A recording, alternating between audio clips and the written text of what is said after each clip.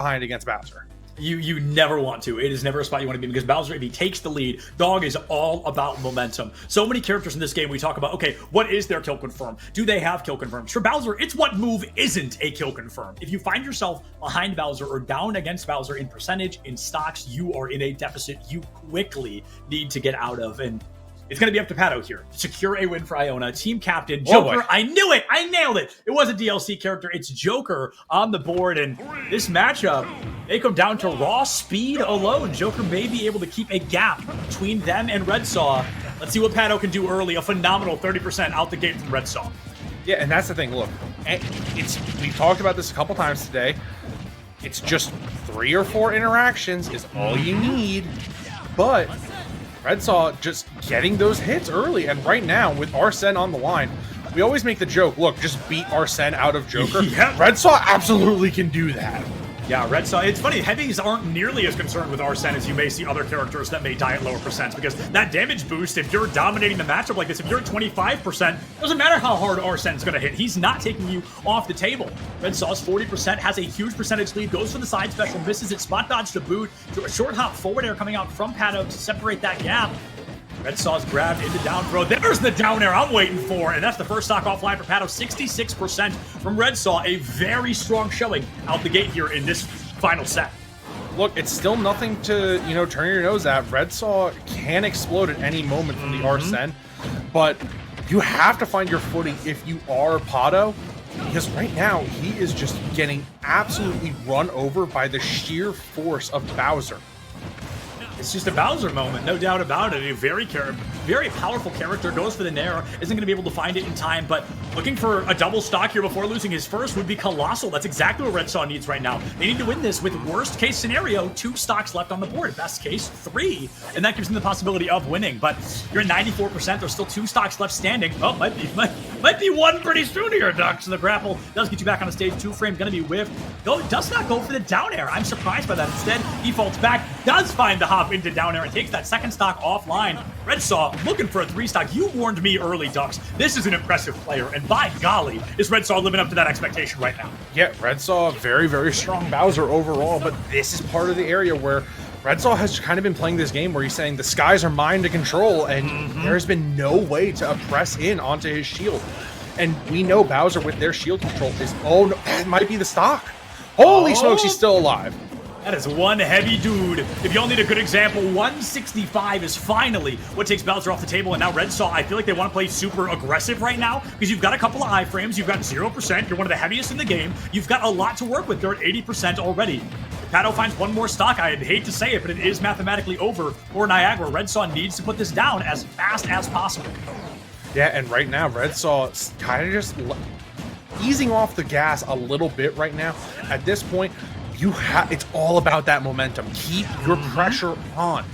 This is where you can set up that momentum to move into game 2 and say, all right, nothing to worry about. We got it. It's going to be an easy clutch for us. Oh, that's unfortunately the game. There it is. Redsaw finds it too little, too late. Gets the 1-point win on the board. Let me crunch the numbers one more time just to be sure, but I do unfortunately believe that does just push us outside the realm of possibility. And now I'm positive. It's 15-9. If Redsaw goes in 3 stocks, that bumps us up to 15-12. 2 more points for winning is 14-15. So unfortunately, that is the comeuppance of Niagara losing, and that is going to be the call on that. But the numbers have been crunched. They have fought tooth and nail, and now Redsaw is looking for one thing, and that is bragging rights. And look, either way, a really great effort coming in. I'm just glad to see how people are putting everything over and just doing a great job of setting up pressure. And honestly, great adaptation from both sides, Seth. I'm really proud of how these people played today. Without a doubt. And I do want to jump back. And I'm not blaming anyone directly, but because I find the mathematics of it interesting. You remove the Lops 3 stock from earlier, this would still be possible. Lops is the reason the nail is in the coffin right now. Those 3 points went the extra distance. It went the extra way. And then we jump back again. Let's take a look at Smooth from the side of Iona that was only able to win with the minimum number of points due to SDing 1 time every single set. If that was online, they'd be even further in the lead. This would have been over a long time ago. There's so many small variables that happened here that separated this series into being exactly what it is now. And with a swap to Marth from the side of Pado, I mean, we're going all the way back to Melee. I mean, still, Marth has a lot of really cool and unique ways to create pressure and at least put something on the board. So I'm pretty happy seeing the Marth come out, man. Yeah, this is really cool. I mean, Marth, as a lot of people often call him Bad Lucina, is going to have a lot of cool ways to bring Redsaw to the table and force a difference in playstyle. Playing Joker versus playing Marth are two very different opponents, and that's going to have to force Redsaw to adapt on the spot, where Pado doesn't have to adapt as much because they're playing the same Bowser twice in a row. Yeah, absolutely. And Redsaw, and an early stock. That's a strong start, but it's very similar to the start we saw earlier, where it was an immediate out-the-gate opening. We saw the stock come through. It was exactly what Redsaw needed, and then fell a little lackluster down the line. Was not able to break through fast enough to put the team in a comfortable winning position. Yeah, and I do like seeing that Redsaw is kind of just playing well enough to where they're able to finally set up pressure, control the stage. This is kind of what you want as Bowser, to be in a situation where you don't need to worry about closers, but good pushback coming in on the side of Pado. Oh my goodness, I just blanked and almost called them Redsaw again. Pado does find that first stock, getting danger close to losing their second here. 133 full rage, and a full rage Marth can really get a lot done. That extra damage goes a long way. The knockback as well. Side special onto no platform. If you would have hit either of those, that's a guaranteed stock, but instead sent it a little too deep, gets the recovery, takes Pado off stage, and looks for a 2-frame, but just can't line it up. Neutral B charge, gets some more damage onto Redsaw, and Redsaw looking for as much extra credit as they can get right now. Just like that. Goodbye second stock. Redsaw one stock away from the bragging rights of a victory here. Yeah, and you know what? Either way, a great effort coming in from both sides. No Oh, doubt. holy smokes. Okay, that was a very aggressive shield break attempt there.